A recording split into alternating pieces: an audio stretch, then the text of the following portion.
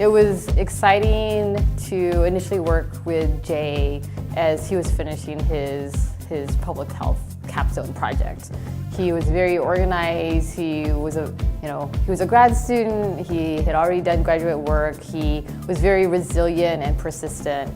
And so as he initially, way back in the fall of 2010 to the spring of 2011 when he graduated, he did a whole bunch of research, looked line by line about the policy. Well, my role is I came out during the year that Jay was putting this together. And so I was interested in anything that was to deal with transgender. And people kept spreading rumors that, hey, there's this transgender health insurance going to the Chancellor's Committee. And it wasn't until the spring that finally somebody goes, hey, there's a meeting going on. And it's kind of like the final decision about it. And so I went to it.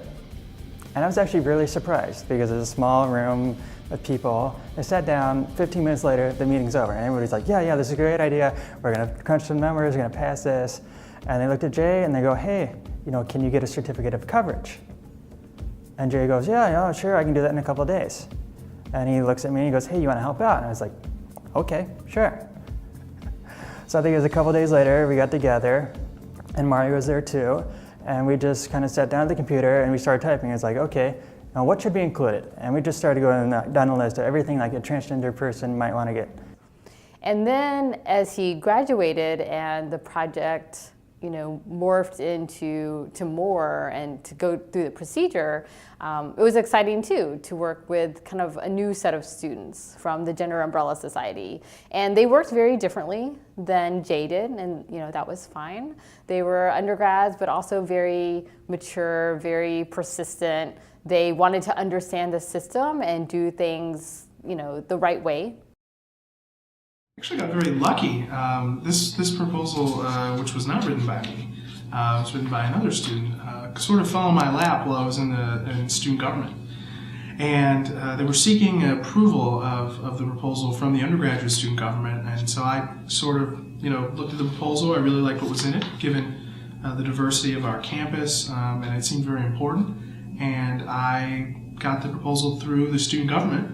And then the student who had written the proposal graduated, and so I sort of took it through and became the champion for it on the Student Fee Advisory Committee. And then once it got up through the Student Fee Advisory Committee and was working its way through the administration up to the Board of Trustees.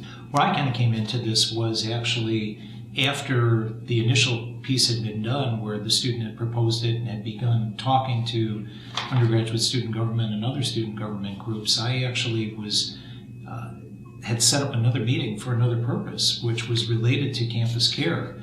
And it just so happened that somehow, as part of that group, the student who was championing this was invited to participate in the meeting, and brought up the issue of, here's a benefit that we'd like to have involved in campus care.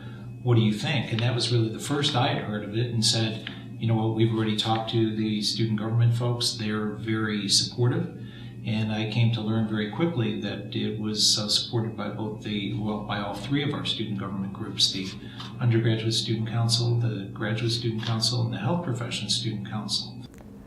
I remember the last meeting we had before there was a vote on it. And the last meeting we had was, they were unsure that they were going to take this to the board. It was, if the board meeting happens on time, we can't get this postponed, we're not going to have this vote. If it does get postponed, we may still not have it ready for a vote. And I remember at the meeting, and I was checking online as I was sitting there looking for notes, what's going to be discussed during the meeting, and I really couldn't find anything. So, it wasn't until I got an email saying, hey, congratulations, everything's fast, and I was like, what? The meeting happened already? And I got in the meeting, and I was surprised, and there was news articles about it, and I'm just like, I didn't even get, a heads up, this is gonna happen. I was just so surprised. And the most important thing to us was we felt that two things. Number one, our student groups that are our student government groups were advocating, and we felt like it was really important to listen to them. And the other thing was, I think the most important feature that was kind of pushing this in the right direction was the appreciation I think we have for diversity on campus and saying this is just another way to be able to manifest itself. We think it's right. We think it's something other campuses do. Let's do everything we can to get there. It is very rewarding to be recognized as a vital leader of the process to expand student health insurance coverage to include gender confirmation surgery. Through ongoing meetings with Student Affairs and Campus Care, I finally felt able to announce the expansion in May 2011 at Lavender graduation, though it took more work beyond me as an individual and more time until finally in May of 2013, the Board of Trustees voted on the full inclusion of our community.